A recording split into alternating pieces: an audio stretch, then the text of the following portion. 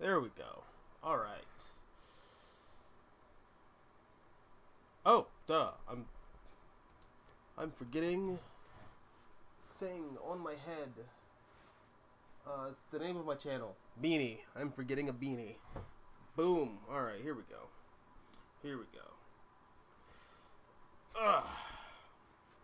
Actually, this technically is not a beanie. I don't know what it's called though, but like it goes around my whole head like a beanie, so I'm gonna just call it a beanie. Plus, it looks pretty mystical.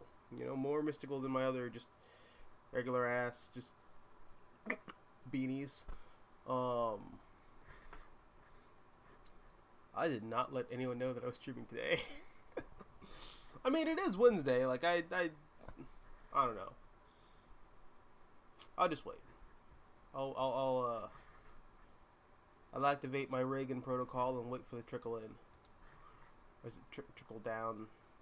It's one of those. There's trickling involved in the in the Reagan camp there. And I'm not talking about inside job. Is that why Reagan's called Reagan? Is that like a Ronald Reagan Easter egg? I don't know. It's pretty hilarious. By hilarious, I mean it's just kind of spewing out the same, it's the same jokes we've heard a million times over. Hey, what's up, Josiah? How you doing? How's you living?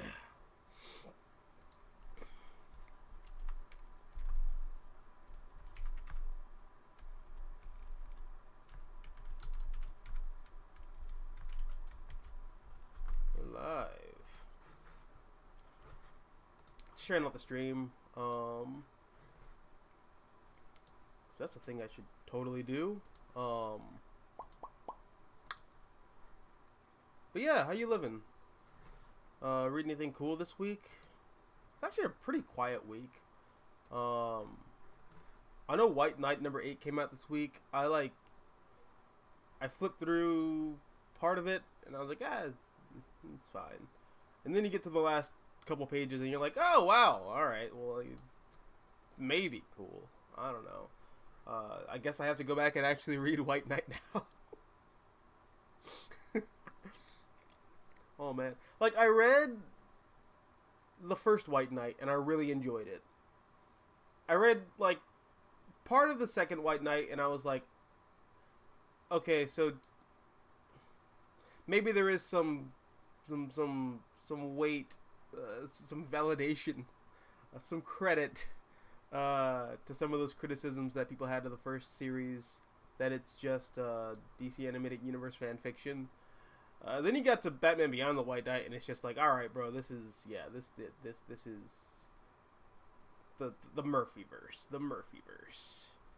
In the same way the Snyderverse is just a rated R version of the DC Animated Universe, this is rated R.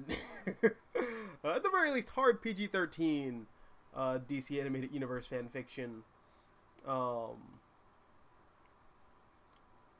With like 800 times more Batman. So, I don't know, man. It's a lot of the political intrigue really got me with the first White Knight. So maybe Curse of the White Knight has some of that near the tail end. I checked out though. I lost interest. But maybe it picks back up with Batman Beyond the White Knight. You know, that's a very Blade Runner-esque cyberpunk world narrative, just by nature of it being cyberpunk. But yeah, no, at the very least, the last page reveal of issue 8 got me interested in checking out the series, going like, words have escaped my brain. The last fuck, did I just stroke out there? No, the last page, or I guess 2 pages of Beyond the White Knight got me interested in checking out the series as a whole. Why was that so difficult for me to say?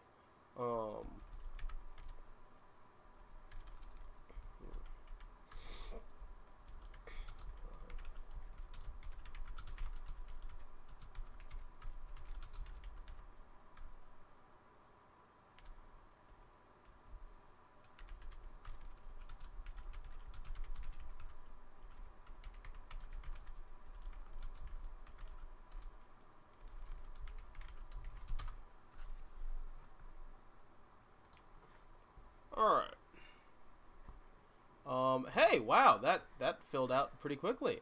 What's good, 616 Omega and Supreme Omega? Hey, how you living? All right. I'm gonna be a slight whore real quick and e-beg for likes. Just do it. I feel disgusting, but you know I love it. I wouldn't be shoving my face on the internet if I didn't do this for whoredom. Still mad about Strange Adventures, by the way. Oh, the Tom King book? Well, thank God it's not canon. Or is it? No, it's not canon. I doubt that book is canon. I highly doubt that comic is canon. DC would not be willing to throw Adam Strange under the bus like that and leave that in continuity. I don't see that standing. No, that's egregious. That is to the level of Bruce Wayne impregnating Barbara Gordon in the main DC universe. That's just not gonna happen. That can happen over there in your personal weird universe where you're doing stuff. Have at it, but not in this universe. In this universe, we're not going to throw our heroes under the bus for your barely disguised fetish. Tom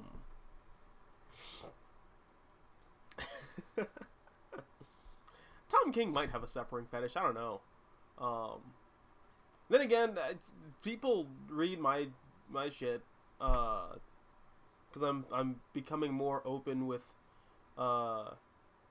sharing my work to other creators out of necessity, because my girlfriend came upon a bunch of folders in my Google Drive that were just like completed scripts, and she was like, "Are you gonna do anything with these? Like, you really should." You have a lot of them. So now I'm in like the stage of parading around my work to people. I feel so disgusting.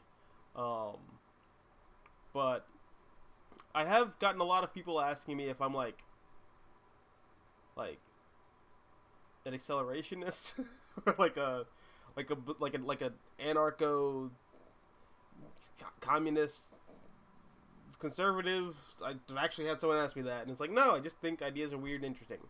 So I never try to judge a writer or an artist based on the work that they put out. Some people think certain topics are interesting.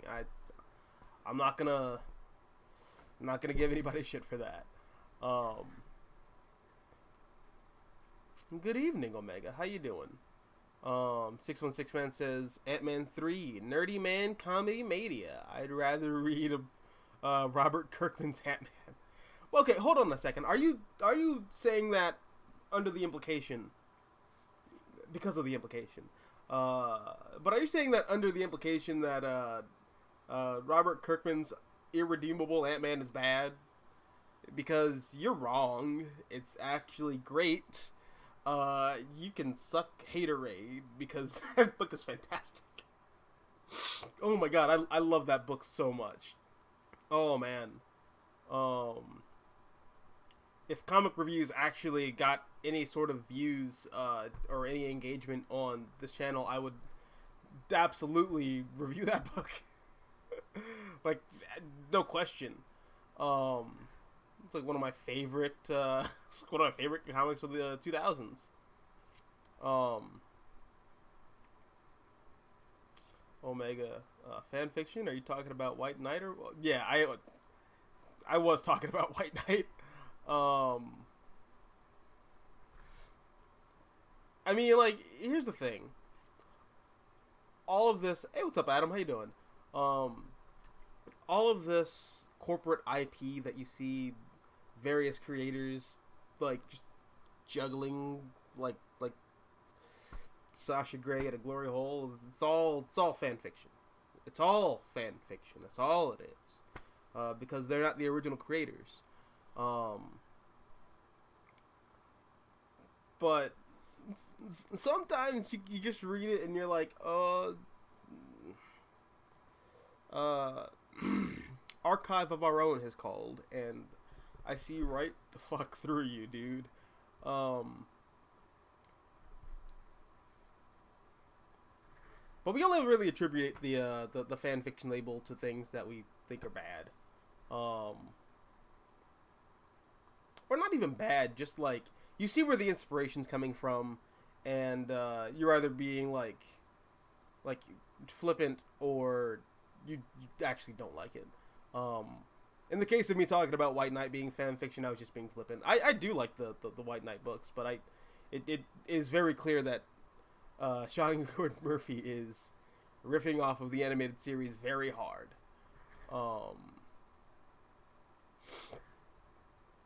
Supreme Omega says, "What's up? How you doing? How you doing? Always a pleasure. I've been reading Dixon's run on Green Arrow featuring Connor Hawke. It's good. Sadly, it's uncollected. I wish Connor had more time to shine as Green Arrow. I feel reviving Ollie was a mistake. That's one of those weird situations where I agree, but I like some of the material that came out under Kevin Smith and then later Brad Meltzer. And some of the Judd Winnick stuff, although I have problems with some of the Judd Winnick stuff. Namely, Ollie cheating on Dinah. That's the big thing that I don't like about post-resurrection Green Arrow, but for the most part, I think it's really good. But I do see where you're coming from. I actually had that thought earlier today. I saw a thread on Twitter that was it was one of those like hot take threads. It was like, yeah, what are your biggest hot takes for the comic book industry, the American comic book industry? My big hot take is I think characters should die and stay dead, and I think legacies and mantles should be passed on, and you keep the legacy moving forward. You don't go backwards. You keep going forward. And even if something doesn't work out, you know, prime example, I think when Bart Allen became the Flash, complete and total fucking disaster. But instead of just killing him off and then replacing him with Wally again, that's not how I would have handled that. Instead, I would have just gotten a new creative staff on the book and just kept it going. Just do something else. Keep the status quo, but you do something else with the character. Just, yikes. But yeah, I don't know. That's the whole thing. I feel like going backwards just hurts these legacies a lot. And then some characters just never recover from it. For example, I think Nightwing is another prime example of this. I think Dick Grayson found his footing in the 21st century, which he really struggled with for a long time. I have a soft spot for the Chuck Dixon era of Nightwing, and then later some of the Devin Grayson stuff here and there. People give Devin Grayson a lot of shit. I don't think she's a great writer. Just throwing that out there, I don't think she's great. But yeah, she had some good ideas. But just in general, though, Nightwing, the biggest problem that Nightwing faced, and this does stem from the Chuck Dixon era,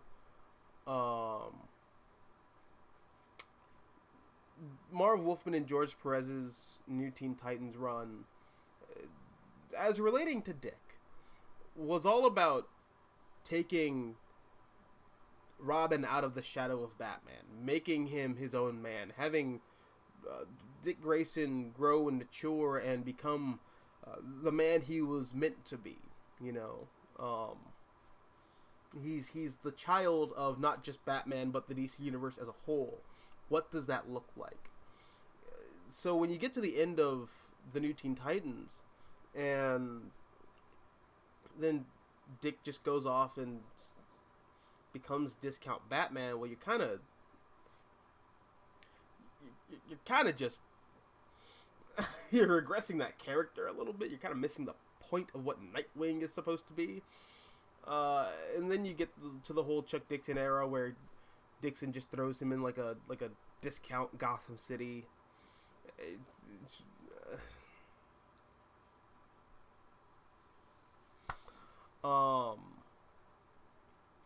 So you just kind of regress that character for a good, like, 10, 12, actually no, 15 years.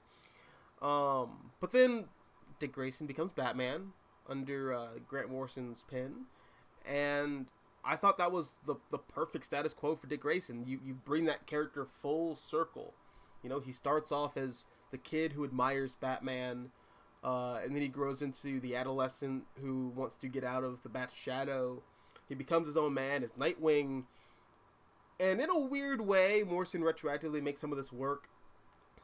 Dick goes to Bloodhaven, and the whole Dixon run is all about how Dick is, you know, sort of back in that adolescent phase where he feels like he's stuck in the shadow of the Bat again. But then you just have him become Batman, and that's him overcoming that insecurity. What's better than being afraid of your father? Just becoming your father. I thought that was a very interesting status quo. I thought that was a wonderful way to progress that character. Bringing him back to Nightwing, having Bruce come back, that was a mistake. That was a mistake. So that's why I always feel, whatever it is, always move the characters forward. Just keep moving them forward. Keep moving the legacies forward. When you take things back, that's where you break it, I feel.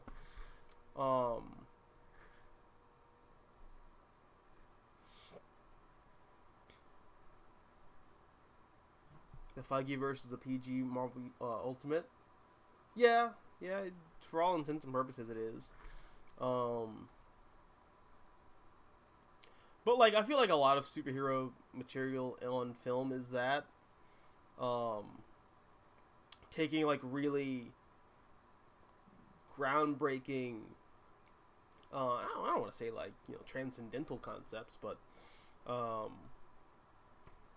taking ideas that do have intellectual weight behind them and just hollowing them out like a I was gonna make a joke that was going to get my channel shut down, but just I don't know, a lot of these adaptations just they're not,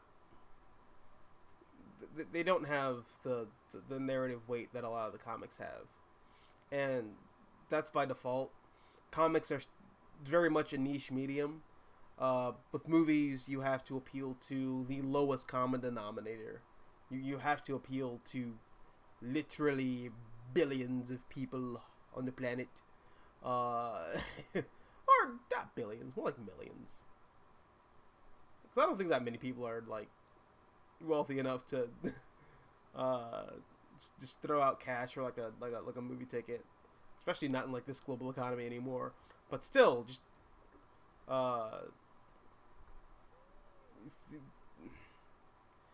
the movies are never going to be the comics. It kind of is what it is. Snyderverse equals rated R. DC Animated Universe fanfic sounds about right. Yeah, well, it is. You know, I'm doing a video right now regarding the Flash, and I say straight up at the top of the video that as much as I like the Snyderverse, it is basically just DC Animated Universe fanfiction. It's just a rated R version of Justice League Unlimited. That's why some characters are not really their comic book counterpart, more akin to their Bruce Timm, Paul Dini, Dwayne McDuffie counterparts. chief among them, the Flash. You know, Barry Allen in the DCEU. Ezra Miller's Flash, Barry Allen. That is not comic book Barry Allen at all. Zack Snyder is very much just riffing off of the Wally West version of the Flash from Justice League and Justice League Unlimited, who even then wasn't even really Wally West. Like, he really wasn't.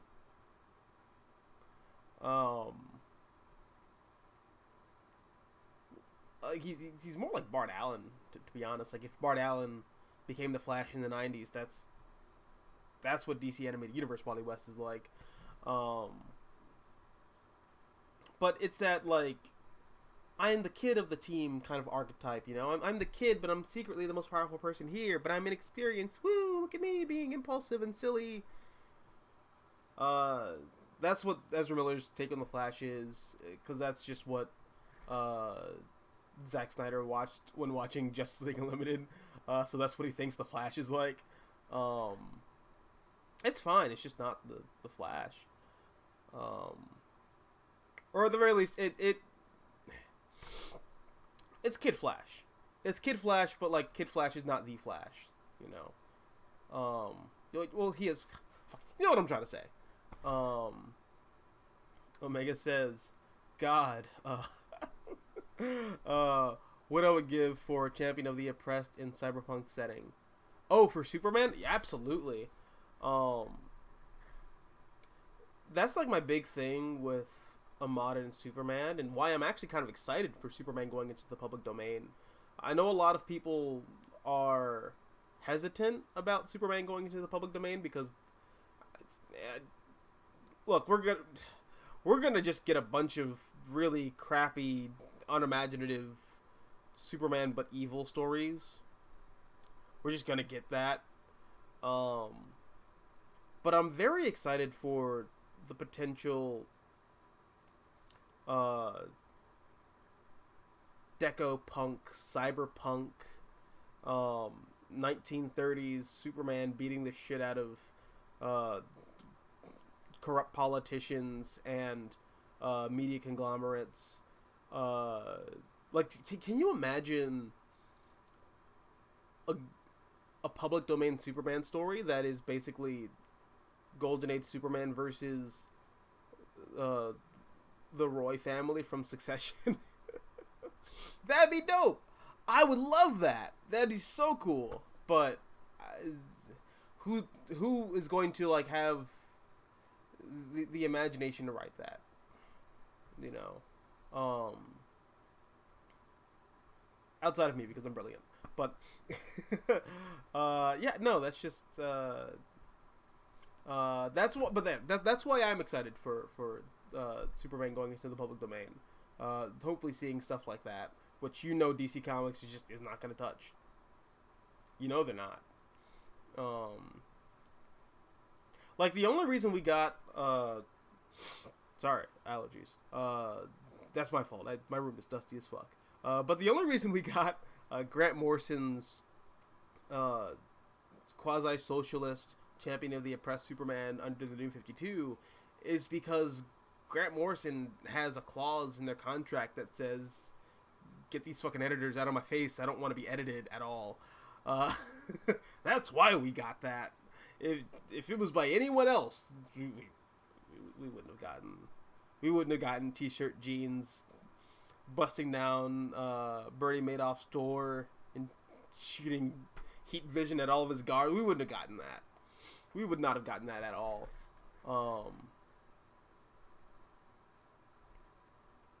But maybe in public domain we'll see that again. Tom King's Hulk. You'll believe mental illness can break a man. Well, that's not limited to Tom King. Peter David was doing a lot of that in the 80s and 90s. Supreme Omega says, on writing comics, I found out writing even a single 22-page story is actually harder than most people think. Absolutely. Dude, you're doing... You're kind of doing like calculus. You're trying to calculate, okay, like how do I tell this story in this scene? How do I break up? Okay, beginning, middle, end. Oh God, are all these characters? Do they have the right amount of like page time? Am I communicating my ideas effectively? Oh God, panel count needs to matter. How many panels is too many panels on a page?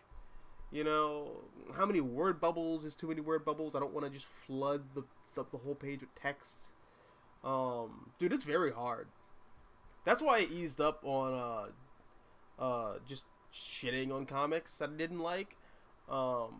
Because I completely understand now that writing comics is difficult. It's very difficult. It's an art. It really is an art. So,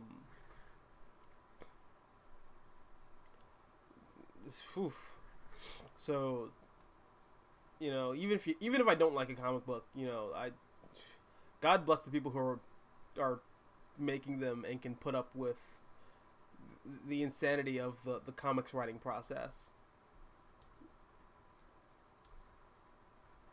Omega says John Murphy is very creative when it comes to Bat Family designs, but when it comes to Superman, he phoned it in. Like, why not give him a cool biker style design?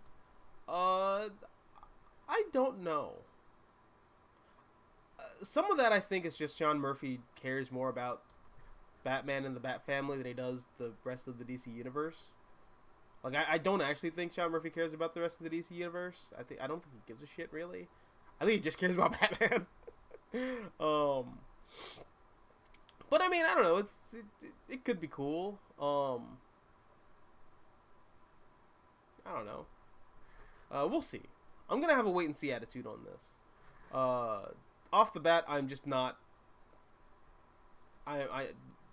Nope. I am full on just nope. No.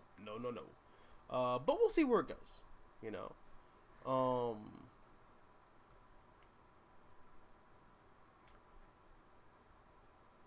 Multiple creators, fan fiction time. Yeah, absolutely. But that's comics, baby.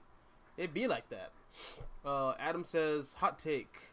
Oliver Queen had better character development after coming back from the dead than any other character. Yes. Is that a hot take? I feel like that's a cold take. I feel like everyone thinks that. Like, here's the thing with Silver Age DC characters, and Golden Age DC characters.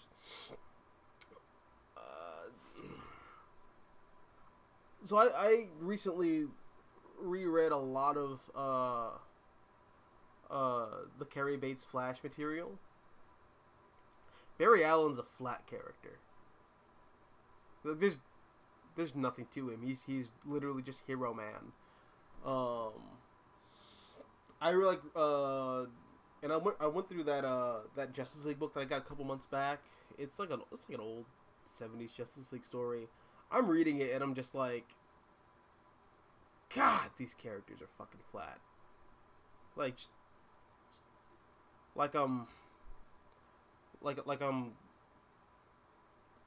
that's another joke I probably shouldn't say.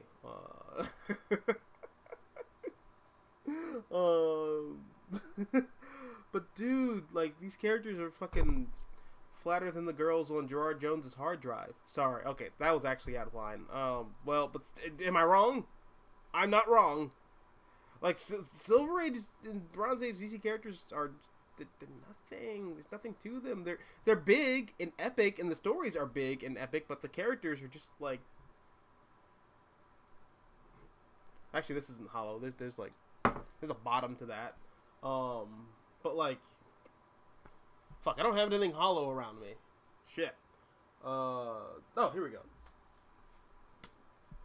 Just hello. Just DC characters before Crisis, honestly. But I really think the 90s up until now, or really like the late 80s up until now, you saw a lot of richer character development for those archetypes, especially the ones that came back from the dead. Like, the Barry Allen that you see in comics now is not the Barry Allen from the the classic DC universe. They are not the same character whatsoever. No. Current Barry Allen actually does have a personality.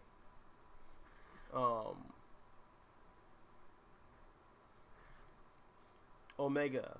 About Gunn's upcoming The Authority. I'm worried now. What if Gunn will make Superman a douchebag who needs to learn a lesson about life instead of the team? Like he pulls Peacemaker, like he pulls a Peacemaker ending again. I hope not.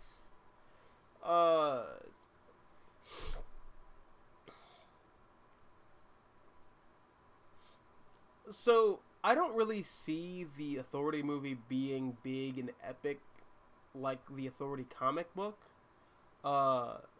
Because that comic is like a Roland Emmerich style. Everyone dies. Not everyone dies, but like it's. If you thought Man of Steel was egregious, baby, you ain't seen nothing yet. So I don't see the Authority movie being to the same scale as the comic book. I think it'll have the same spirit of the comic, but I don't think we're gonna see like Russia getting annihilated or wiped off the map. I don't think we're gonna see what else gets destroyed. Does the UK get decimated in the Authority as well? I haven't read that comic in forever. I think I said this last week, but like, not a lot of the Authority sticks with me. Like, I recognize that it's like it's brilliant, but it's just so boring to me. I'm sorry. It's kind of boring to me. I'm one of those heretics who enjoys Volume 2 of the Authority. You know, the Mark Miller one with Frank Quiley. I enjoy that one a great deal more than fucking Warren Ellis's Authority. I'm sorry. That is a hot take right there. That's a hot take right there. No, I've destroyed the scrolling system. No. Okay, there we go. Wait, nope. I fucked it up again. Okay, here we go. Omega says, hot take. No. Too bad. Just like you said, 90s DC kids can't find their footing. Yeah.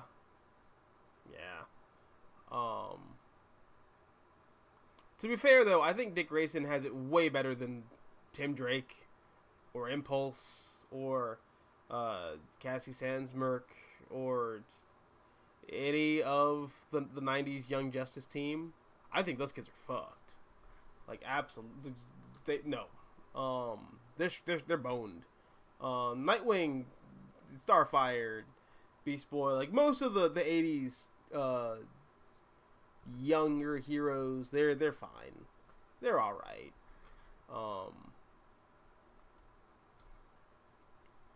Adam says, hot take. Dick Grayson's character was complete when he became Nightwing. Devin Grayson is one of the best writers on Nightwing, where she made him fix problems with himself that's not related to Batman. You know, I don't think that's too much of a hot take. Like, people shit talk Devin Grayson for like, you know what? I take that back. I take back everything I was about to say. That is a hot take. That's a blazing hot take. That take is burning at like 38 million lumens.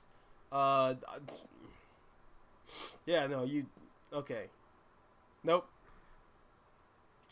Yeah. You're right. That's a hot take, all right. But I see where you're coming from. I see where you're coming from. 616 Man says, Jeff Johns' Batman, edgy anti-hero who finds a family. That's pretty much all. Yeah, you're right. That's pretty much all Jeff Johns' Batman.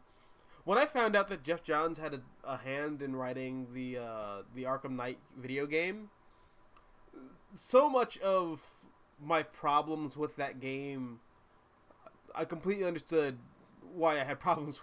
I got it. I got it. I was like, oh, Jeff Johns wrote this. Yeah, of course. Of course. I don't think Jeff Johns has a good handle on Batman. I think Jeff Johns can write characters like Superman. He's really good at writing characters like the Flash. He's really good at writing Green Lantern. But when it comes to like Wonder Woman and Batman, those are like his two blind spots, I feel. Excuse me, I'm gonna Kurt Cobain my sinuses real quick.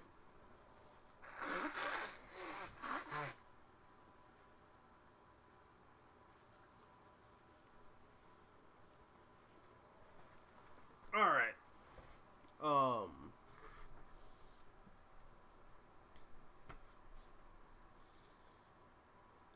Omega says, missed opportunity. When Superman is gone to War World, we have Connor Kent become Superman and John is his sidekick Superboy and focus on brotherly dynamics. Well, that'd be cool, but Tom Taylor wanted to be a white savior and preach to his dad.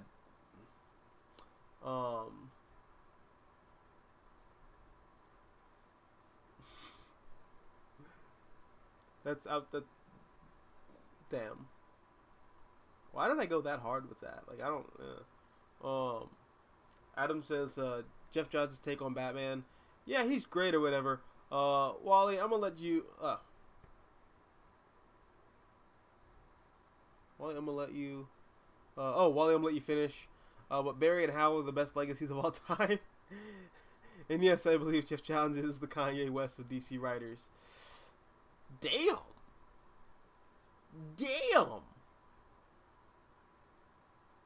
I gotta let that resonate with me. Hold on a second.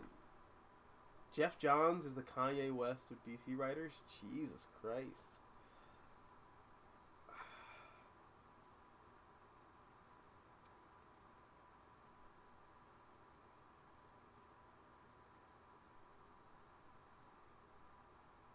I mean, yeah. You're not wrong. You're not wrong. Ooh, yeah. So, like, what's, so,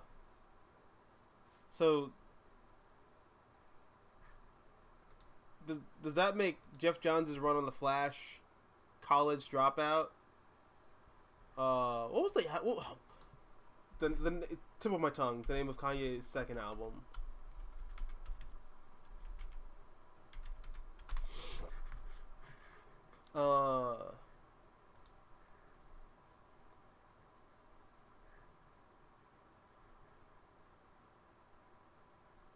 Wait, Dropout wasn't his first album? No, yeah, it was Get Well Soon. But Dropout's when he got like big. I'm trying to think of the one that like he did. It was a real bummer too. It was basically, as one of my buddies described it, it was like it was for black people. You know, we can experience sadness. You know, white people listen to fucking Boulevard of Broken Dreams. Well, you can listen to this. What was it?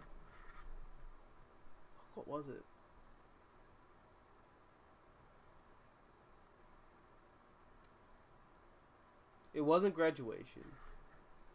Hold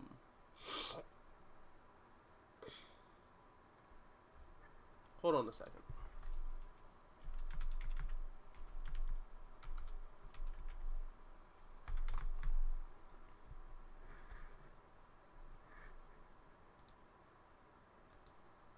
"808 Heartbreak." Okay, so what is Jeff Johns' "808 Heartbreak"?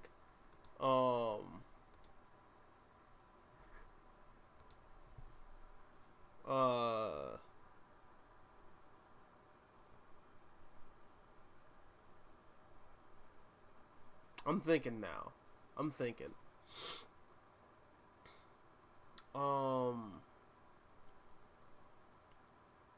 Not Earth 1. Not Batman Earth 1. No, no, no.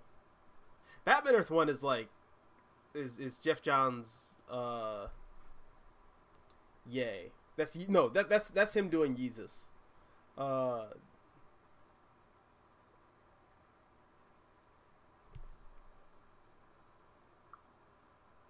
I think it might be his second run on the Flash. I think Jeff Johns' 808 Heartbreak is everything from Flash Rebirth moving forward. Yeah. Because it just feels different after that. Like, everything just felt different after that, you know? Oh,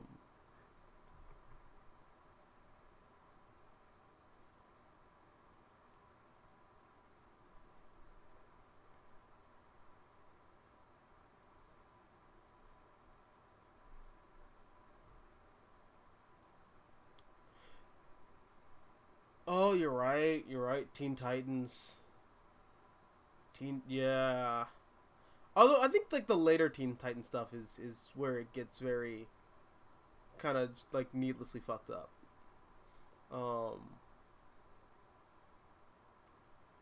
but Infinite Crisis doesn't feel as I don't want to say like try hard, but it doesn't feel as angsty as Teen Titans. And when I say angst, I don't mean that in like a negative way inherently. I think angst is good, especially for teen characters, but the way in which Jeff Johns' Teen Titans was angsty, I don't think was good looking back. I liked it a lot when I was like 11.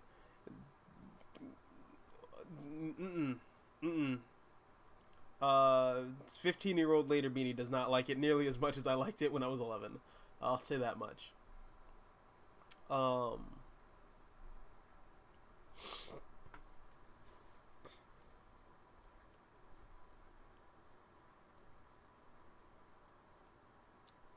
616 Man says, hot take, DC Animated Universe Wally West equals, Kid Flash, Bart Allen, annoying, awkward teen superhero sidekick stereotype? Yeah, absolutely. And that is everything that Ezra Miller is. Like, I don't know why we can't have a fucking accurate live-action Flash adaptation. Like, John Wesley Shipp's Flash is, like, kind of cool for the day. In fact, I think of its time, it's probably the best Flash adaptation we were ever going to get. And then we get the CW show. Actually, no. You get Smallville, and they start with Bart Allen for some reason. I don't know why they start with Bart. Maybe because Bart was like he was the Flash at the time, but I don't know. Such a bizarre choice. The later seasons of Smallville just make a lot of weird, counterintuitive narrative choices. I don't know what the fuck they were trying to do in building that universe. The season 11 comic retroactively makes some of that better, but like not really. But then you get the Grant Gustin CW Flash show, and that is, what if we made Barry Allen Peter Parker, but also made him like insanely incompetent on top of that? Like, okay, look, guys, the Flash does one thing. He does one thing. Red man run fast. He put on red costume and he run. That is the one thing this man does. Why does he need 8 people in his ear telling him how to do the one thing that his powers make him do?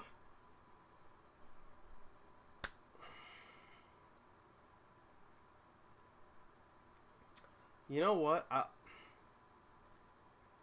For all the things that I feel Zack Snyder got wrong in casting Ezra Miller as the Flash, and all the things that I just don't like about Ezra Miller's take on the Flash so far, the one thing I can say is at least he doesn't need a team of cardboard cutout dorky science nerds telling him how to do the one thing that his powers enable him to do. Like, oh man.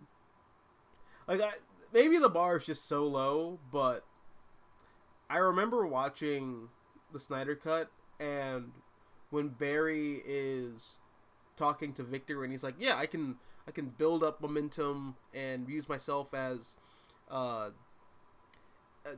organic direct current with the energy that I amass through the Speed Force, and I can funnel it into you, and you can channel that to activate or I guess interface with the mother boxes." And I was like, "What the?" Barry Allen figured this out on his own. He doesn't need a team of scientists to tell him how to do his job.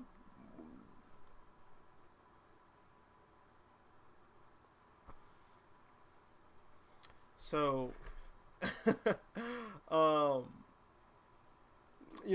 Flash movie, if it doesn't have that, well then I think it might be at the very least more enjoyable than watching the CW Flash TV show. I'll give it that. Outside of that, though, it's still, he's not Barry Allen. I don't know why it's so hard to just cast a Barry Allen looking Barry Allen. And I don't know why it's so hard to get the damn suit right. Like, this, it's a simple costume, you know. Maybe that's the problem. Maybe it's too simple. But then my whole thing is just layering and texture. Just make the suit look textured so it's not flat.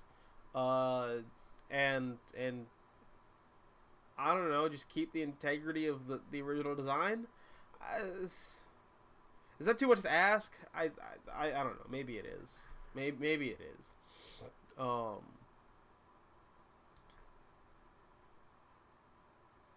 I do think of all the Flash redesigns that we've seen, though, my favorite probably has to be the Injustice 2 base design for the Flash. I think that's pretty cool. It's got those Jim Lee LED piss lines all over the place, but it's formulated in a way where it doesn't look egregious like the live action Flash suit kind of looks sometimes. I also wish they kept the collar. The collar I thought was a nice touch. That is the thing with the Flash costume. It's just he doesn't have a cape, and I don't know. He doesn't have like a. The mask is shaped weird, so you kind of need something right here to break everything up. So I thought the collar was good, and they just CG'd the thing out. And it looks. That's some fucking 2011 Green Lantern level CG. But I don't know. The Flash movie has a lot going against it for me, but it basically looks like at worst a more enjoyable version of the CW Flash. At worst. And I'll take it. I can take that.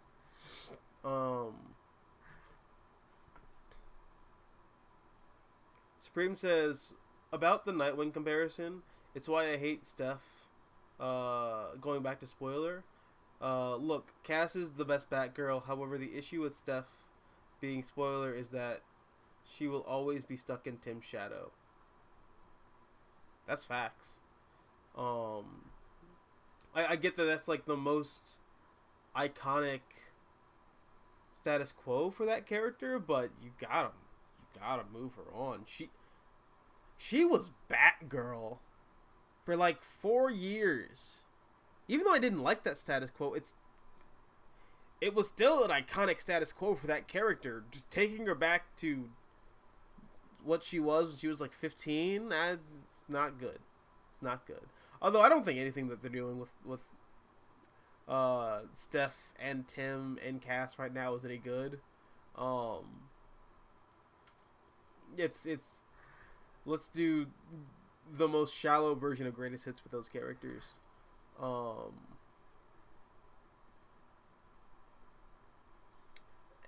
but even with the Tim Drake stuff with him dating Bernard, that's DC screwed the pooch with that one. Um, like if you're gonna have Tim like date a guy, one, don't make it an established character who was very clearly not sexually attracted to him. Make it someone else. Like, make a new character. Make a new character. It's like build out Tim Drake's supporting cast. Add new people there. And for the love of God, don't. That was the other thing that they screwed the pooch on. Tim and Steph, that is like an iconic power couple in the DC universe. Don't break them off panel and just say Tim like boys now. Tim date new boy. That nothing about this new status quo was handled well. Nothing about it was handled well. Again, I think it can work. It's just how you do these things. That's the problem.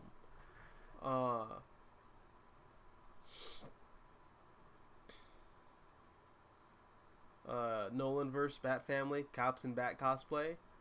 Well, I mean, I'm sure that's also what we're gonna see with the Matt Reeves universe. I highly doubt we're ever gonna get Robin, a singular version of Robin. So, at best, we might see the Robin gang. I don't know. Could be cool though if it's handled well.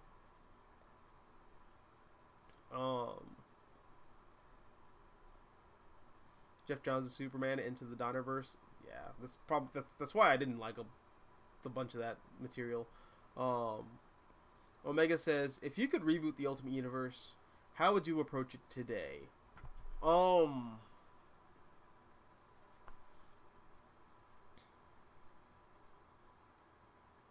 Here's the thing. I don't know if you can get away with rebooting the Ultimate Universe today. I don't know if you can get away with that. I think, narratively speaking, we are...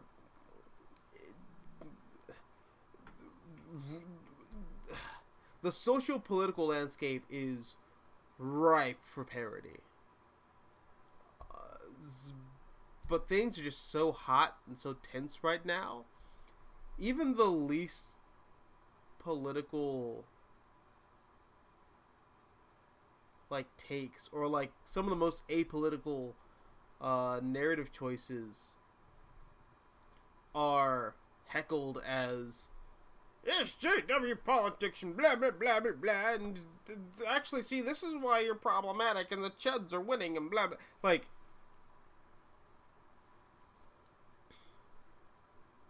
what was it that I saw a couple weeks ago? It was the Luke Cage thing, the 50th anniversary of Luke Cage.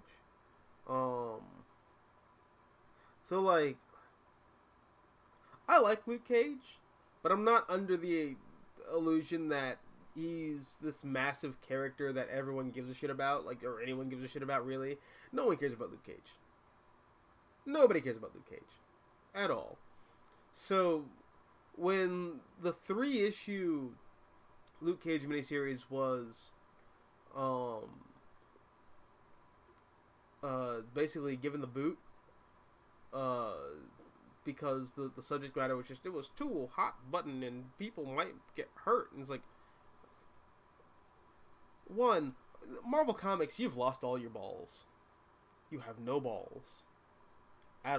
Where'd your balls go? Where are they? You used to have them.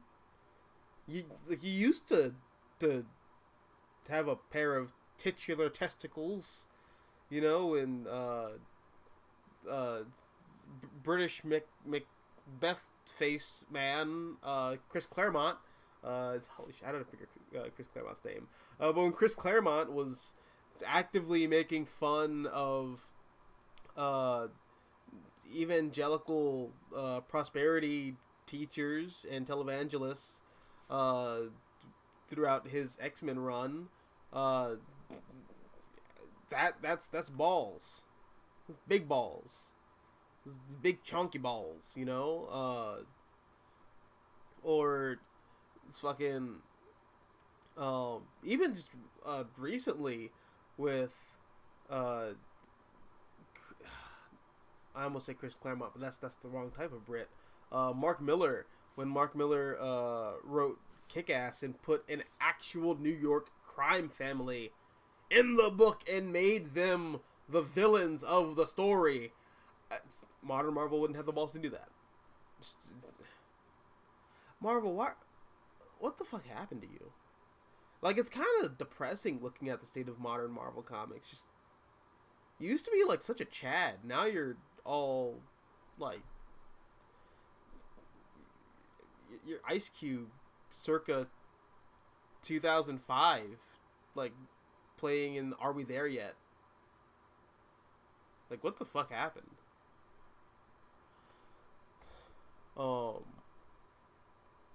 But yeah, no, like that. I don't know.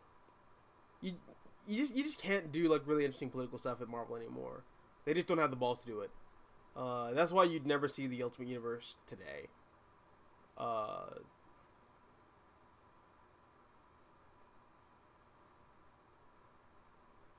And it wasn't the Luke Cage thing. It was the it was Black Panther. When Captain America punched Black Panther in the face and everyone said it's racist. It wasn't. It really wasn't, but the internet said it was racist, and then everyone started calling the writer of Black Panther Uncle Tom. Dude, Ultimate Universe cannot exist today. Oh, what's up, Tevia?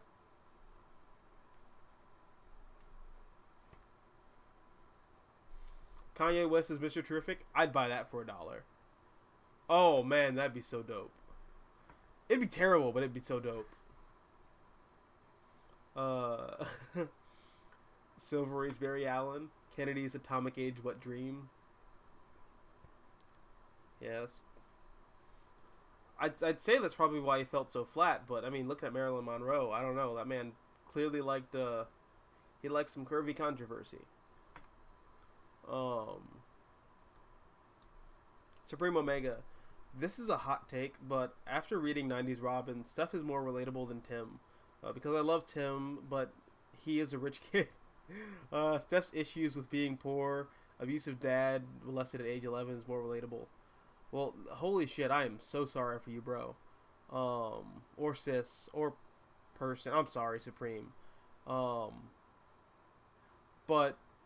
I will agree with you on that. I think Tim. I think Steph is. So here's the whole thing with relatability. I don't associate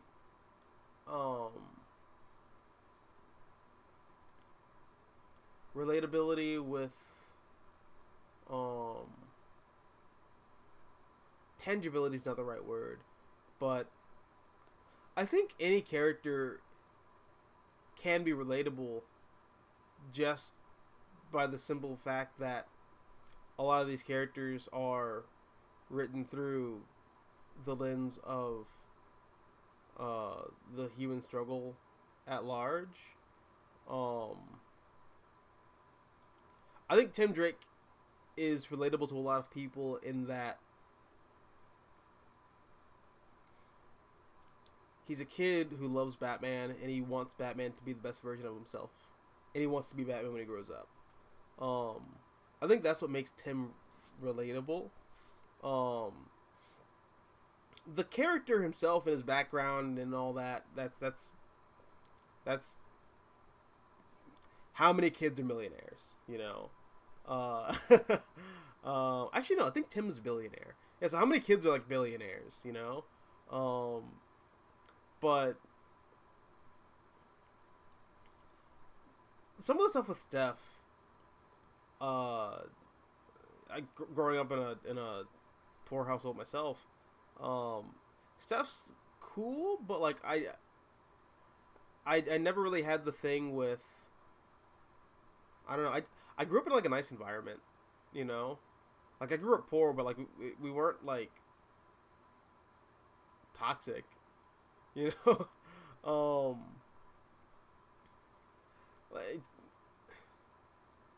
Like, yeah, no, it wasn't like that bad. My dad wasn't a super villain, like a D-list super villain at that. And I went to like all right schools. But yeah, I do hear what you're saying though.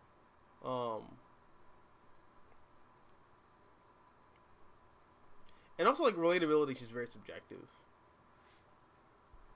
At the end of the day, like some people relate to certain aspects of characters, some people don't relate to certain characters at all that most people deem relatable.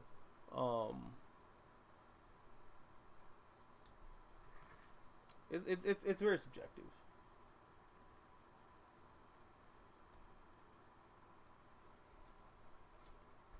616 Man says, Ultimate Universe tropes, starting from scratch in modern times, jumping on points for general audiences. Marvel had Chapter 1 Heroes Were Born, Ultimate Marvel. DC had All-Star, New 52, and Earth 1. And DC fumbled the bag with all of them. All of them. Omega says, hot take, Lobo is boring on his own world, or he's boring on his own and can't carry a movie on his own. He works best as a sidekick to other characters. It depends on the movie you're trying to make, and it depends on like the story you're trying to tell. I think if you pull from the Alan Grant material, just make it a full-on grindhouse. Do you want to see Lobo cut his dick off and shove grenades in his ball sacks and swinging at people? Just that for 2 hours. I think you could get away with that. I really think in an age where absurdist comedy is really coming back in a big bad way, you could do Lobo in a movie. Like you could give Lobo his own movie. I could totally see that.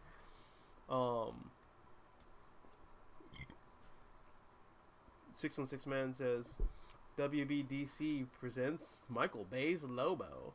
That'd be not bad. I'd be down for that, honestly. That would not be the worst thing in the world.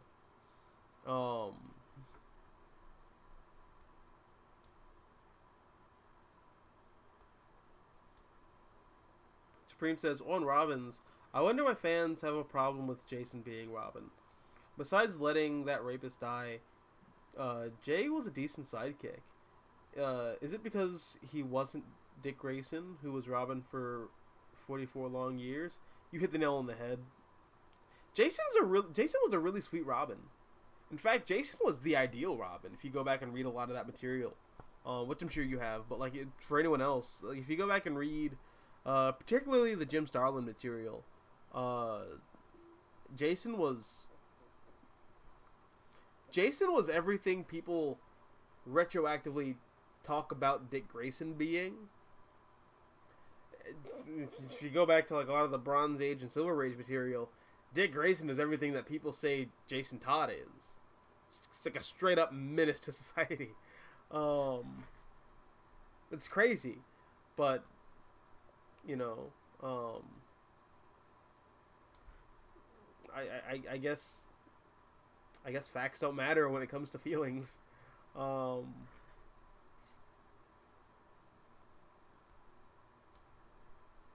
616 Man says WBDC presents Kanye's Cyborg. the internet god of memes and hot takes. That'd be actually pretty fun though. Like, I wouldn't mind a comic book of that. Can you imagine? It'd be insane. It'd be delayed by like 5 years. Like a 2-issue miniseries, just be delayed infinitely. I would love it. I'd love the chaos that comes out of that.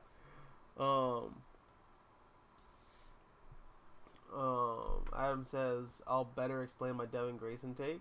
She wrote the late 90s Titans run with Dick and the miniseries with Huntress and him dealing with his other insecurities. I don't support the rape. Well, thankfully not many people do. But yeah, no, okay, I get a better understanding of what you're trying to say. Okay, I feel you. 616 Man says John Wesley Shipp is Tim Burton's Flash. Well, I always thought they were in the same universe until recently, where I guess they aren't.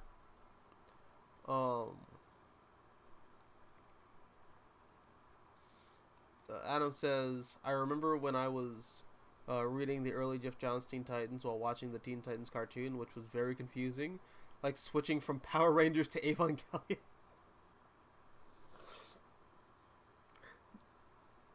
Dude, yeah. Oh man, like, doesn't Connor like lose his virginity to Wonder Girl and then die like 2 years later? Like, dude.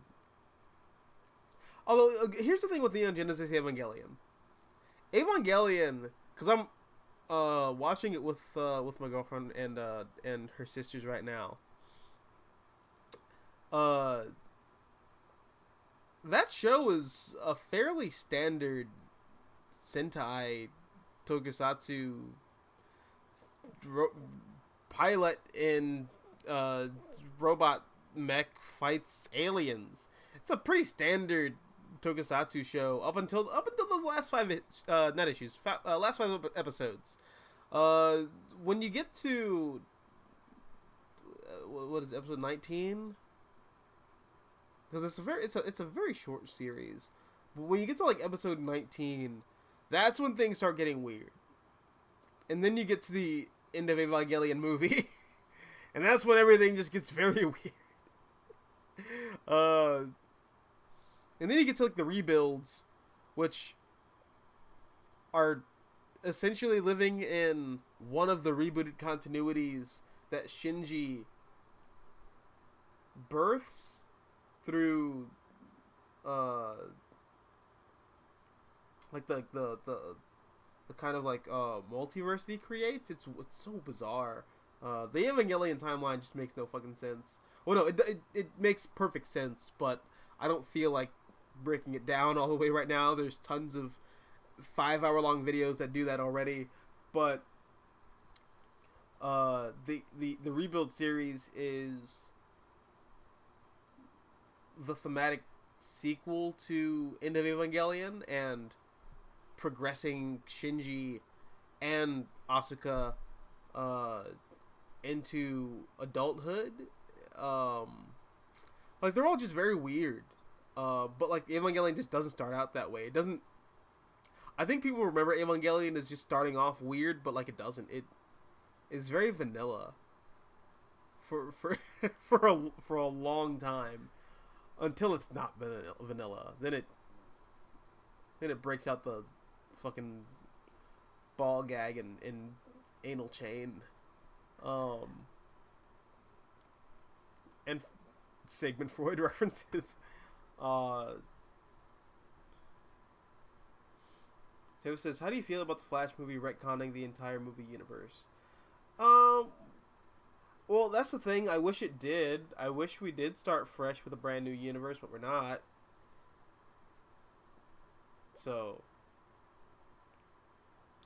I wish the Flash movie just was a clean reboot after this. Just shuffle everything to the side and start fresh. But James Gunn wants to keep the stuff that he worked on, and then build new stuff out of the Snyderverse. So, all right.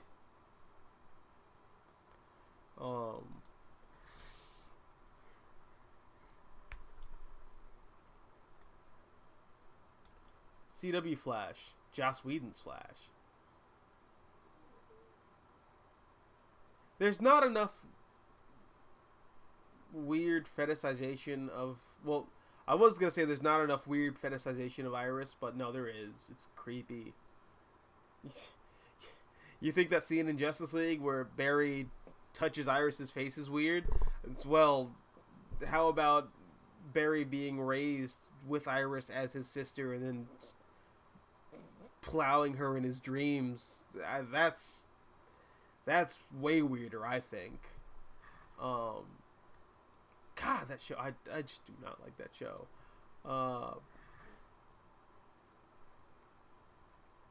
How do you feel about Red Death being in the Flash show? I don't care. I don't watch it. But I hope it's cool, I guess.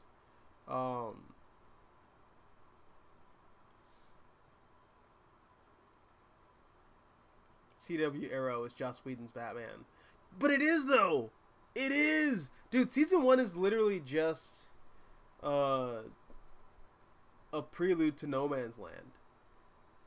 And then season 2 is just No Man's Land. Like, dude, they wanted to make a Batman show so badly. Adam says, we talked about this in the comment section. Grant Gustin would have been the perfect adult Peter Parker. Grant Gustin even said he'd love to work as Spider-Man at some point. Well, he is Spider-Man. He's just in a show called The Flash.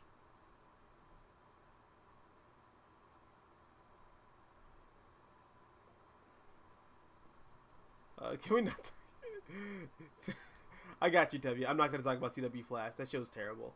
CW Supergirl. Joss Whedon Superman.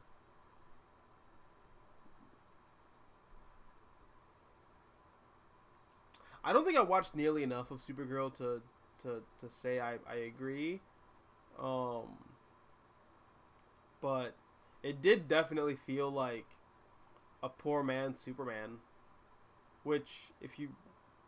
Like, for anyone who's read Supergirl comics knows that that's not the case.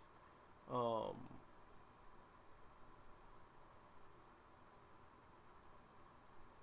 Catwoman movie is apparently set in the Burtonverse. Well, originally it was supposed to be. That's why Catwoman has weird superpowers in that movie, because Catwoman had weird superpowers in Batman Returns. Or did she? It's weird. It's never... They're never explicit with it, but that movie's a bizarre fever dream that I just try not to think about. I really don't like the Michael Keaton Batman movies. I grew up on them like as a kid, but like that's just by default because I'm black and all black people love the Tim Burton Batman movies because Prince did the soundtrack for the first one. But like I don't hold any reverence for Keaton Batman, and the older I get, the more I dislike that take on Batman. But he's the selling point for the Flash movie, I guess. So here's you guys want 70-year-old Batman in a Flash movie? I guess.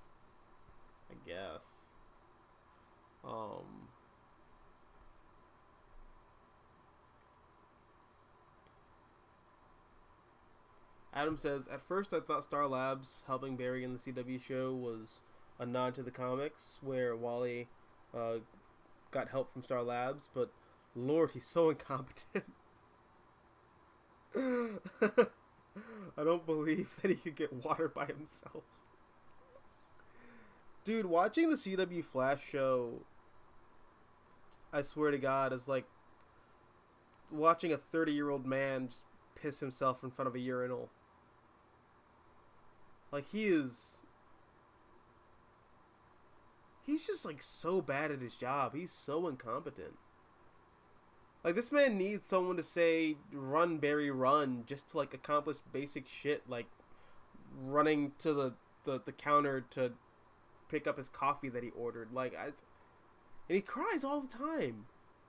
Like, Iris, I watched you cuck me, but I still love you because you're sister, but I love you. Don't think about it. My mom dies. Like, oh my god. Oh, Jesus. This is...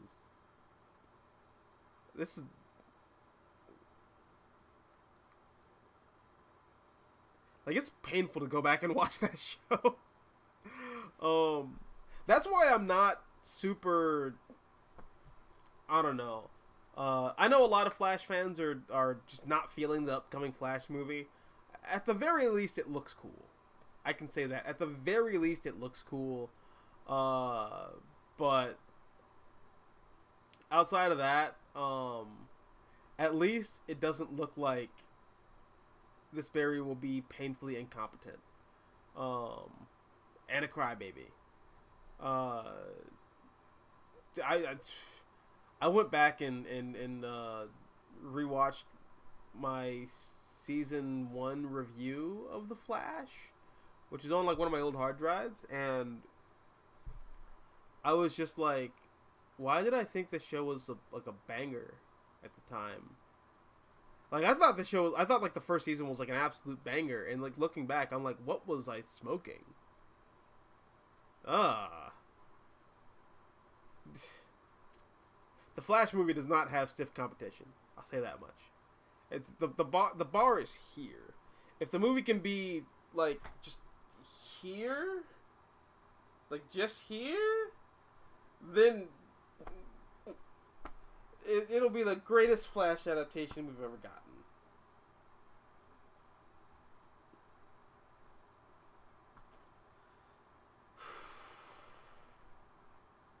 Why is being a Flash fan pain and suffering? We can't get a video game. We can't get a solid adaptation. We got stuck with a crappy Jeff Johns in his Yeezus era version of Barry for like 10 years across every major platform. But thankfully, the Jeremy Adams run is signs that we're healing. Jeremy Adams' Flash is evidence that we're healing.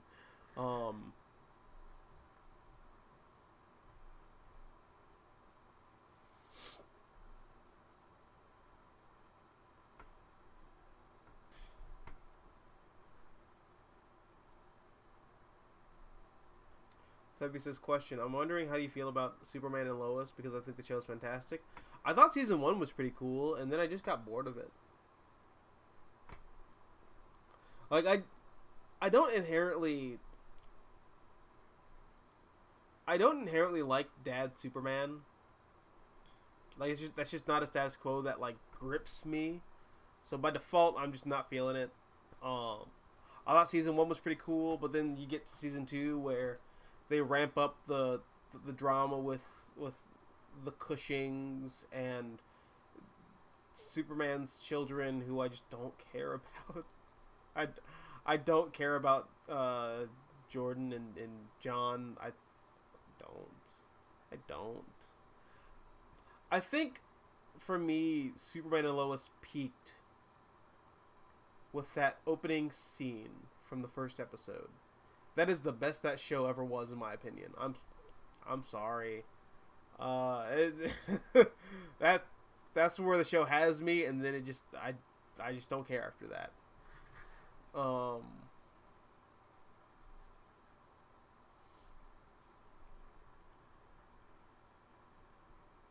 And how do you feel about John Kent Superboy going to the Injustice universe? I do not care. I'm not reading Tom Taylor Superboy, and I don't care about Injustice.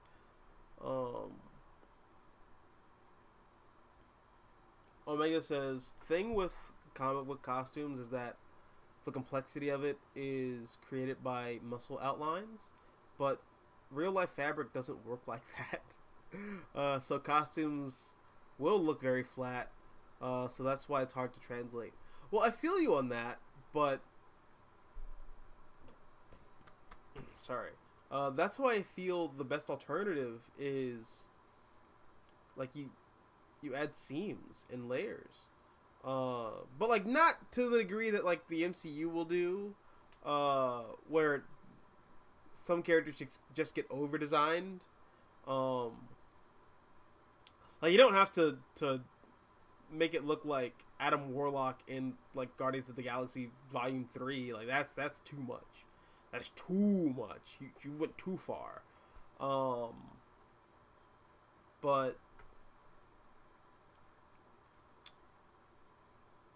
when you look at the Kingdom Come Superman suit from the CW like crossover Crisis or whatever the fuck, that's like the perfect superhero costume adaptation. Like it's literally perfect. You know, what's another perfect one? Spider-Man in the Andrew Garfield Amazing Spider-Man 2. That's another perfect superhero costume. You know, granted that's cheating with Spider-Man because like his design is like literally perfect. I can't remember where I saw this, but there was an artist that said that Spider-Man has the perfect superhero costume and that it's not flat. It's not grotesque. It is busy enough to where your eyes are always looking at something, but not so busy that where you're not grossed out by looking at the suit. It's kind of the perfect superhero costume in that regard. But let me think. What's another like perfect off the page superhero costume? That's not Spider-Man. Spider-Man's cheating.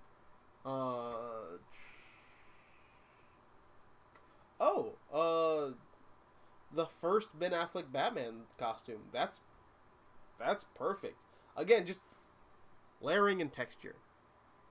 Like the gray is like a weird duct tape type material, and I know people make fun of it, but like it's gray, and he has the gauntlets that have like designs on them, and the boots which have designs on them, and the cape and collar. It looks like the Batsuit. It looks like the Batsuit, but it has texture to it. You know, it has like a form. So that's always what I kind of go to when I say that you can just adapt these character costumes straight. You just have to, you know, add some texture to it. You know, don't be afraid of adding texture to superhero costumes.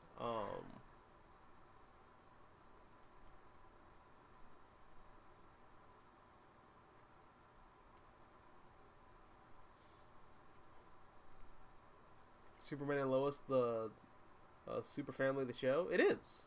And if you like Super Family, then you are right at home. If you don't, then you are bored out of your goddamn mind. And Matt Reeves' Batman is literally Nolan 2.0. As much as I think it's pretty cool, just it is what it is.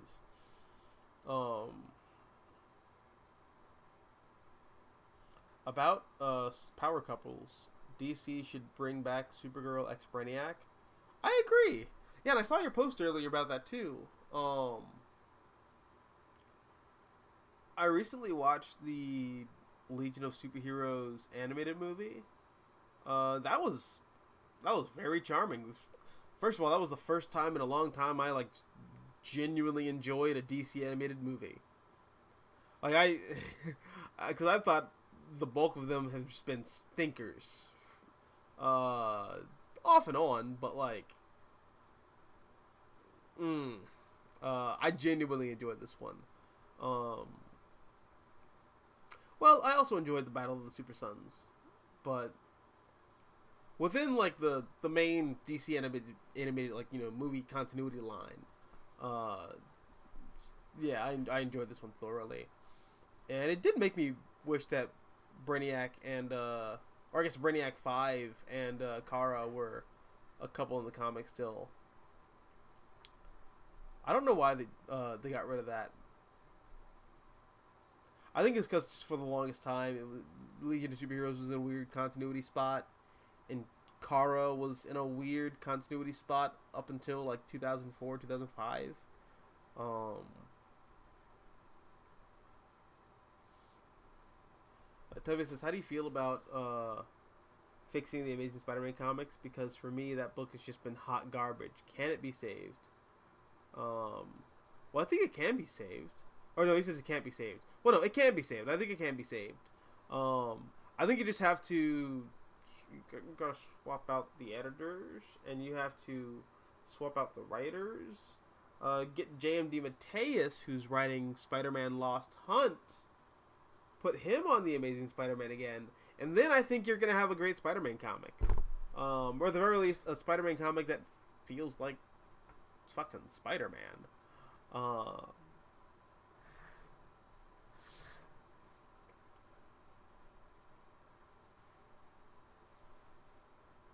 I don't know why, but I read that as Dan Dildos, uh, with Bendis superhero. I mean, Superman did get fucked like Dan was a dildo, so.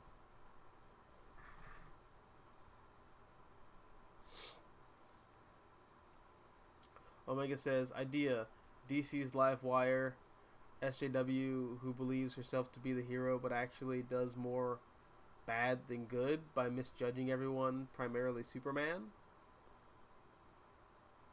I can see that. The problem is left-leaning politics on the internet are largely favorable. And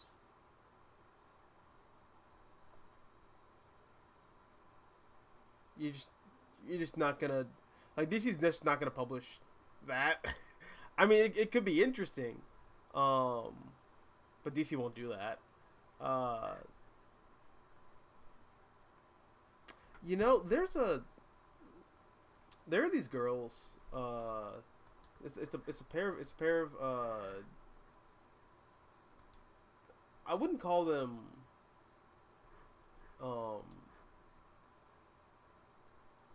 conservatives, but they're like kind of like just cunty in general.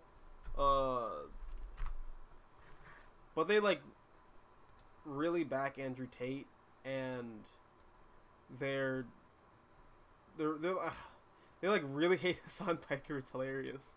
They say that Hassan Piker wants to be Andrew Tate so badly, which I don't know how much of that I think is true. Then again, don't get me started on Andrew Tate or Hassan Piker. They're two spectrums of just absolute dog shit internet pie. But I feel like Livewire would be one of those. It's the hot take girl, you know. I'm not like the other girls. I have ideas that people don't have or are scared of, and that's what makes me smart. I think Livewire would be one of those. Like a I'm beyond politics type. The real politics are that there are no politics. We're all just beasts living in a simulation, run by pussies. Like I feel like that's what Livewire would be. I mean, hopefully we see something interesting done with that. Just that character in general, because I think she's rife for a 21st century update. But Joshua Williamson's gonna do something with her in the Superman book coming up, so we'll see. 616 Man says Marvel died with Marvel Now. Yeah. Now they're all just corporate. Tim Drake Robin, I Knew and Love was a badass. Well, that's the thing. I like Tim, But I think Tim becomes a far more interesting character when you get to the post 2000s, where he's no longer like the Richie Rich. I get to be Sherlock Holmes with the Sherlock Holmes and the leather daddy outfit kid. I think Tim Drake becomes really fascinating when he becomes more morally dubious. Um, Tim Drake is literally Bruce Wayne if Bruce Wayne never watched his parents die. However, Bruce Wayne watching his parents die instilled like a sanctimony within his soul, I feel. And I don't know, there's a part of Batman that will just forever be a sucker. I think. And Tim Drake just doesn't have that. Because he didn't. He grew up like in a relatively like normal household. So he's gonna have like. I don't know, I think some.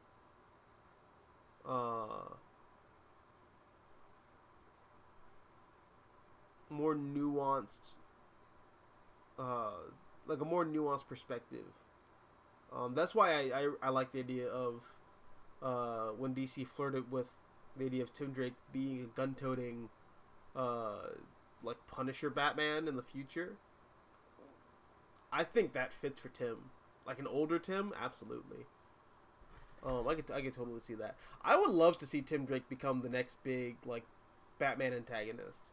We would never see that happen, but I think it'd be a fucking fantastic and interesting idea.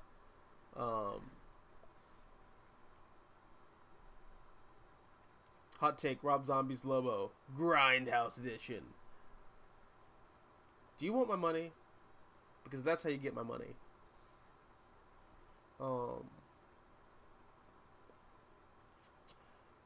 Omega says, what's your opinion on sexualization and fan service in comics for both male and female characters?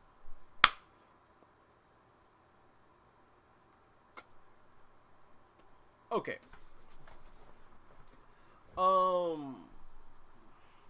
So here's the thing with, and I'll say fetishization, in comics.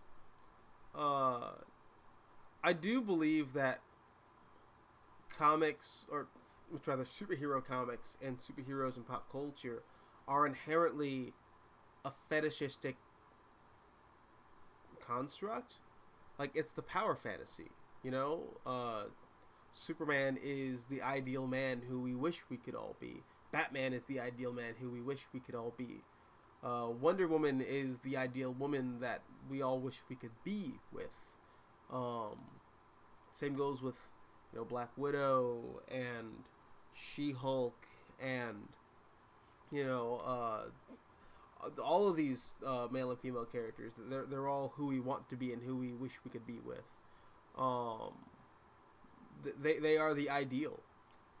They are, in a lot of ways, everything that Grant Morrison says about superheroes being like modern mythological gods. I agree with. I agree with that. In the way in which we treat them. And like, you know, idealize them and fetishize them. So superheroes being like sexualized, I get why some people think that's icky, but it comes with the territory. Yeah, it just does, you know. Like, I mean, for fuck's sake, we do it already with Superman wearing these like this tight, like almost damn near painted on outfit, with the cape, you know. He looks like a he looks like a Greek god. He looks like a statue sculpted by fucking Michelangelo or Leonardo da Vinci or some shit. Um, there's something sexual in nature to that, right? You know, there's I mean, when you get to Wonder Woman's whole deal, uh, whew, uh, well, uh, let's just say Frederick Wortham was onto something. Uh, so like, yeah, no, I don't think sexualization of male and female superheroes is like inherently bad. I don't think it's like a big no like a lot of other people like to get on a high horse about. It comes with the territory. These are the ideal men and women that we've created from our imaginations. People are gonna imagine themselves fucking them. Like, I don't see the big deal with it. It is what it is.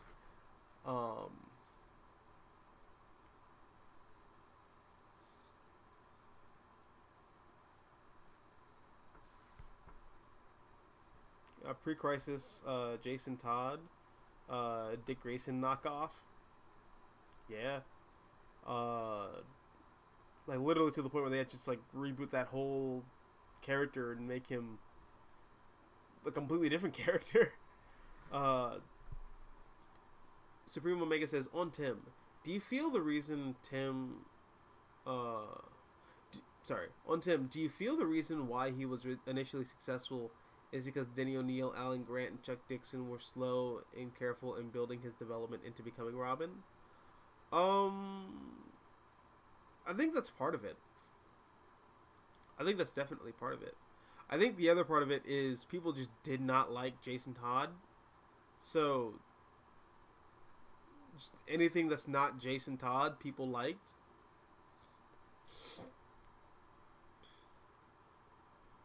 Because fandom can definitely be like that too. Like, I don't like this thing, so the thing that is 180 degrees turning in the opposite direction of that, I like, and it's good. Like we were talking about last week with Superman, was it Man of Tomorrow, the animated movie? That movie is very clearly a reaction to Man of Steel. But I feel like it's so much so a reaction to Man of Steel that it winds up having some of... It has the same number of problems that I have with Man of Steel. And I like Man of Steel, it's just like... But I don't think it's a perfect movie.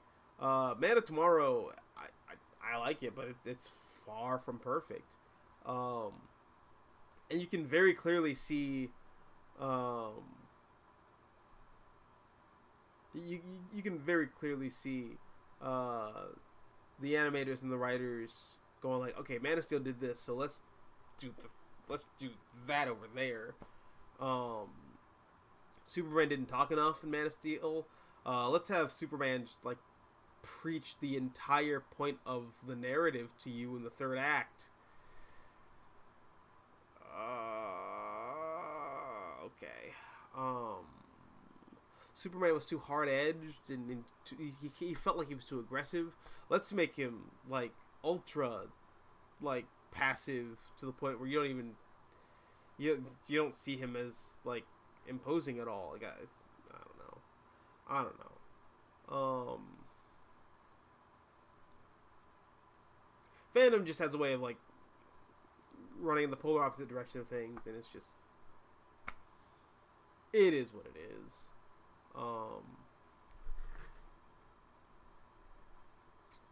Favorite Evangelion girl? Misato. Duh. Like, who are you asking? Who are you asking?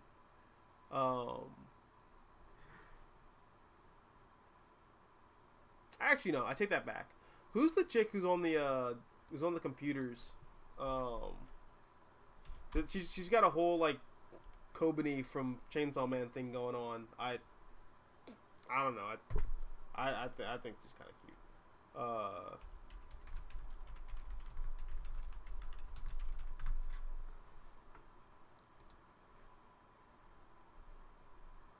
Yeah, Maya. Yeah. Yeah. I like Maya. She's cool. She's cool. I think she might be a lesbian though. But she's also fictional, so it doesn't fucking matter. But like, yeah, Maya's cool, and I like Misato. Um, the Snyderverse is over. I know it's dead. It's buried. Kind of, not really. They're keeping weird like corpse embers from the Snyderverse. Like Viola Davis is sticking around, um, and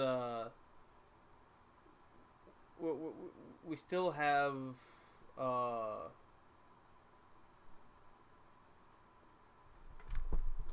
potentially Zachary Levi as Shazam, and he's part of the Snyderverse technically.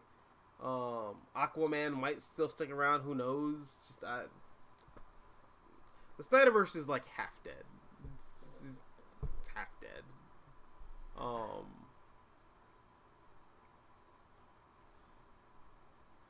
616 Man says James Gunn's DC Universe.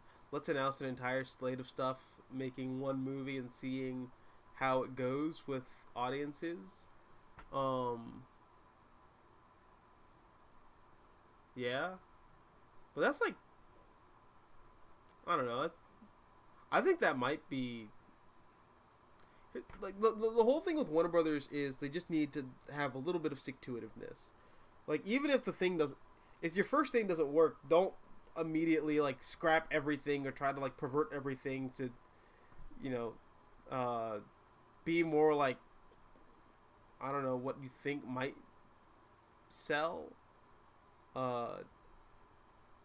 at the risk of destroying like the story that the creators who you hired to tell a story are trying to tell. Like, just, I don't know, Warner Brothers is just too reactive. They're too reactive. That's the big problem. Yeah. Oh no, I scrolled too hard.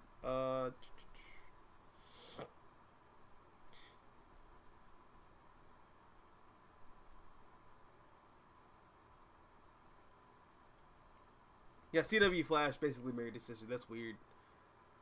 Does the show ever comment on that? Because I feel like that's something you'd comment on. Omega says, I think you would like the Flash TV show better if it was an anime. Just look at it. Irish and Barry being related is... I hate you. I hate you so much. Oh my god.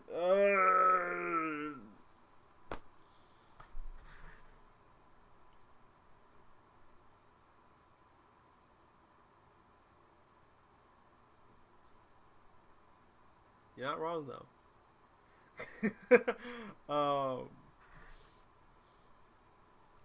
It's only gross because they're people. If they're drawings, it's okay.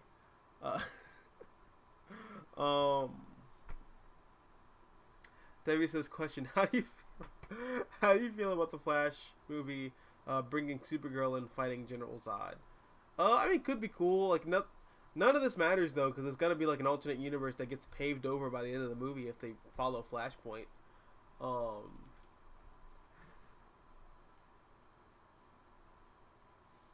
Supreme Omega says, another problem with Johns' Teen Titans run is how much he disses the Young Justice in that run, saying it's childish, or saying it's a childish era. It feels disrespectful because Peter David's Young Justice did handle serious stuff. Every time we talk about Young Justice, it just reminds me that I have to read Young Justice.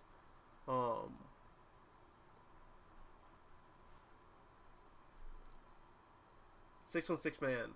If the Snyderverse happened in the 2000s, it would have succeeded due to how edgy culture was during the decade. Well, that's the thing. Like, the Snyderverse isn't even inherently all that edgy. Like, it really isn't. Like, that's the funny thing, dude. Like, if you go back and read Superman comics from the early and mid 2000s, Man of Steel fits right at home in that era. That's the thing. If Man of Steel came out instead of Superman Returns, it would have done gangbusters. Like that movie as it is in 2006 or 7 or whatever the fuck Superman Returns came out. If that movie came out then, people would have loved it.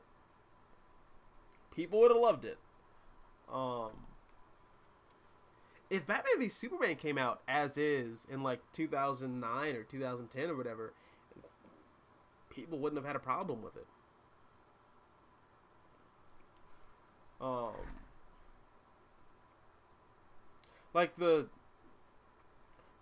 I think the big thing to take into account here is the cultural impact of Joss Whedon's approach to blockbuster superhero storytelling on a pop culture scale.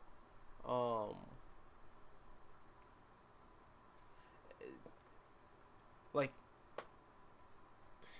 you know, irreverence is key. You know, like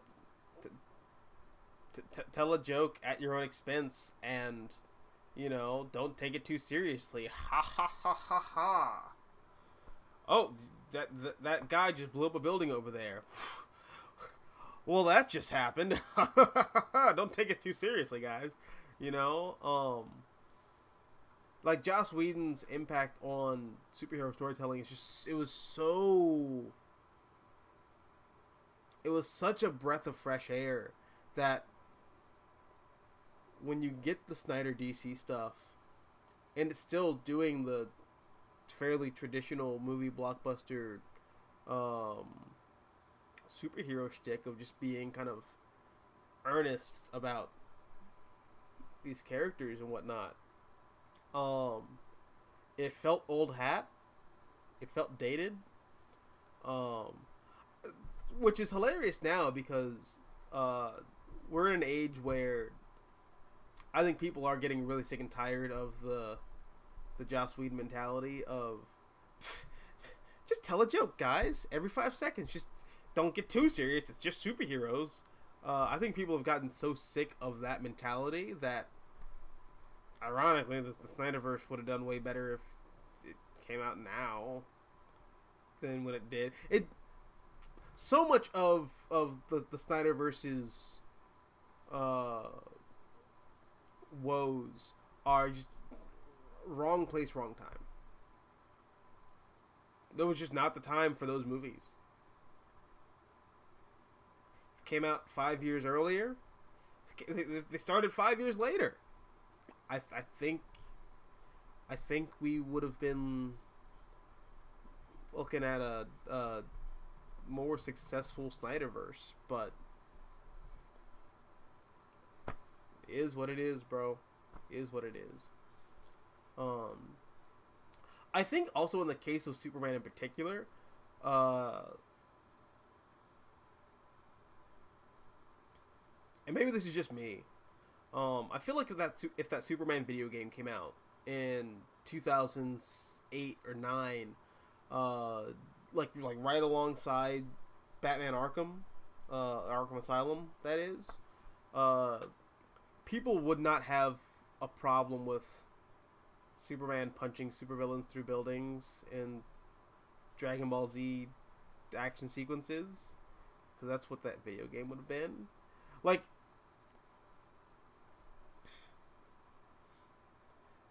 okay, the way in which people talk about Batman in pop culture, a lot of that stems from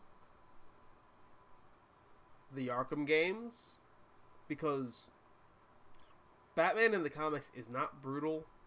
He's not like a vengeful creature of the night who punishes criminals in like the worst way possible. Like, that's just not Batman. That's what Batman wants criminals to think of him as, but it's not really Batman. That's a it's an image that he perpetuates, but it's not actually who he is. It's not actually what he does. But he does in the Arkham games. you best believe when he gets that like that uh, critical strike combo, and you can perform a finisher on someone, and you tackle them to the ground, and you snap their elbow in 5 places. That's what comic book Batman wants you to think he'll do to you, but he won't actually do that to you because he's not cruel, you know. But now pop culture thinks Batman is cruel because those games popularized a brutal, crushing, and cruel Batman. And I feel like if we got a Superman game around the same era, like a high action style Superman would not be so foreign to the pop culture, or I guess to the general audience as a whole, and pop culture as a whole. But yeah, I don't know. Just time and place. Time and place. The Snyderverse died in the post-Disney Avengers 2012, post-Warner Brothers Green Lantern 2011. Yeah.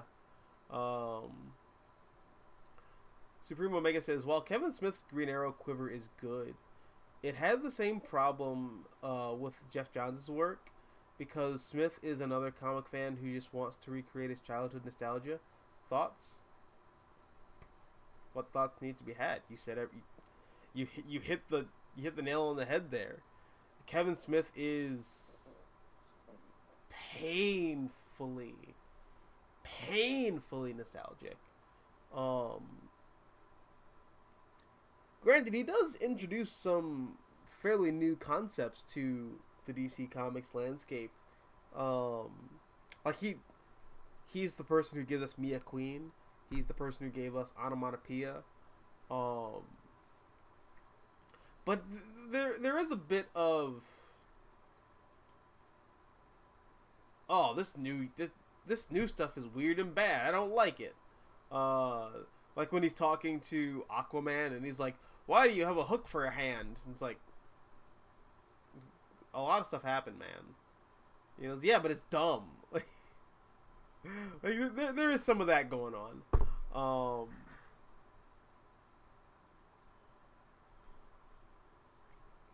For the most part, I don't think he's as bad as Jeff Johns in that he didn't upend entire characters just to have his favorite character from like 30 years ago be relevant again. You know, I still felt that Connor Hawke was still getting his due. And I like some of the new characters that Kevin Smith introduced to the fray. Jeremy Adams' Flash book is amazing. It's, in my opinion, the most underrated thing that DC Comics is publishing right now.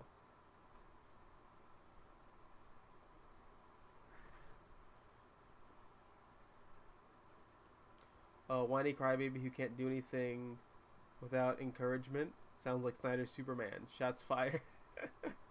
Oh, man. Well, that's...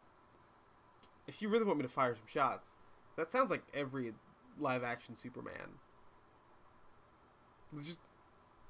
I need someone to tell me what to do because I can't do things on my own. Like, it was so weird going back and rewatching the first Superman movie from Richard Donner.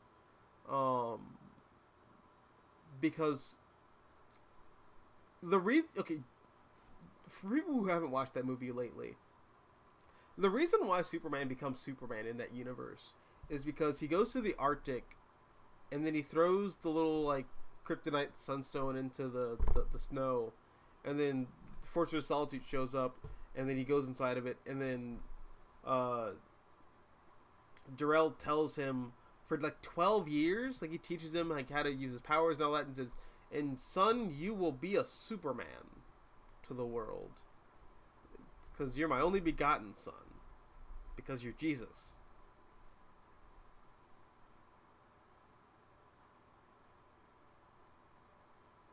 Like, sorry, I was holding that one in. dramatically. Did not work. But yeah, dude, no, just like, why can't Superman just be Superman because he wants to be Superman in any of these movies and shows? I don't know.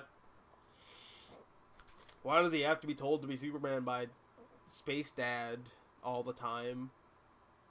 And why does he always give up, like, after a year of doing what he's doing? It's very consistent between the Donner Superman and the Zack Snyder Superman. They're more similar than I think people think they are.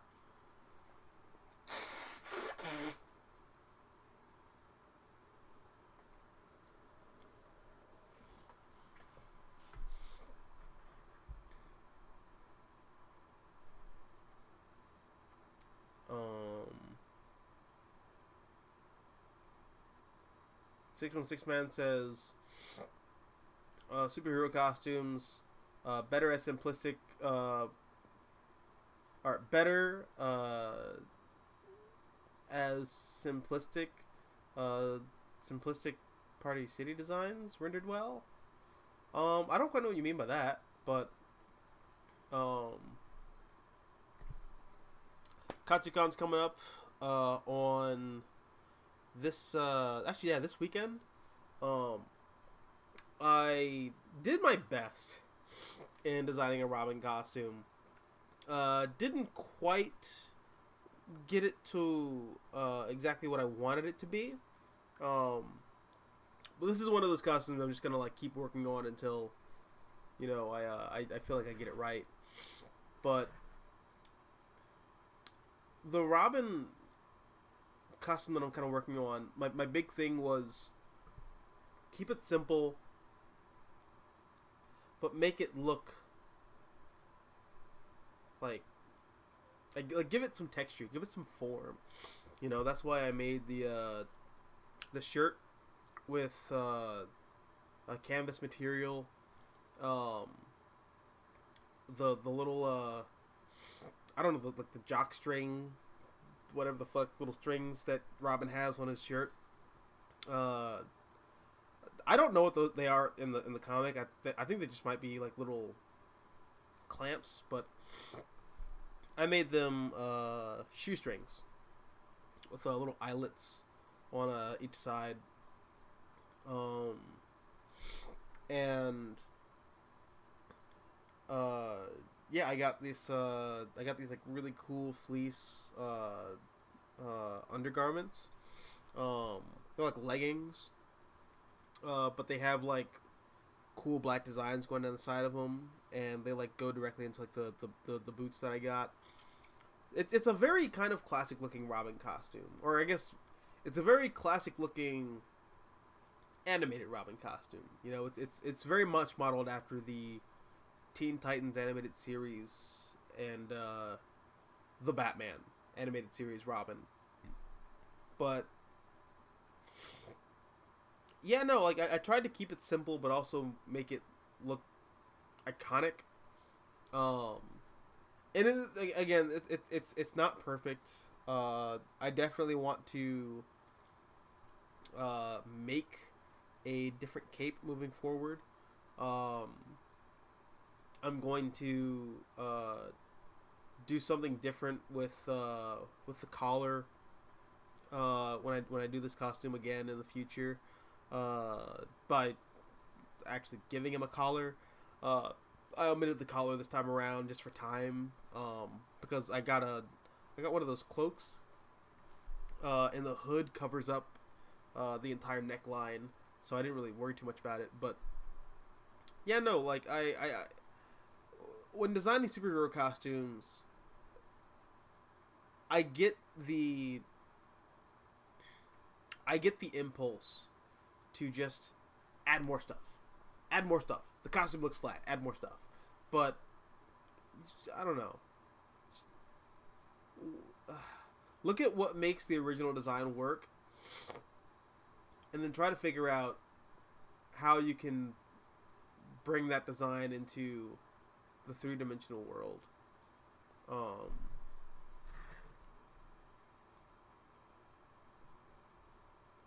But with that, God, I wish I could.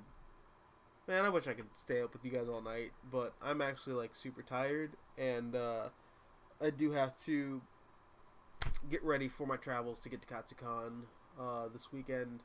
So I will see you guys later. I'm also probably gonna like stream from Katsucon. You know, I might do a little live stream from Katsucon. So hopefully I'll see you there. If you're going to the con, definitely like hit me up on any of my social media, Instagram, Twitter. And I will definitely post pictures of my cosplays. On Friday, I'm going to be Aki from Chainsaw Man. On Saturday, I'm going to be Robin, so you're going to see my Robin cosplay. And on Sunday, I think I might be one of the cultists from Cult of the Lamb. Because I'm doing a couple's cosplay with my girlfriend. Yeah, no, that'll definitely be fun. And yeah, I hope to. I hope it's gonna be a lot of fun. Not hope. I'm sure it's gonna be a lot of fun. Yeah, guys. In the meantime, thanks for coming by, and I will see you later. Hasta la vista? No. Lego? No. I'll stick with Adios Nachos. That's a good one. Adios Nachos. Adios.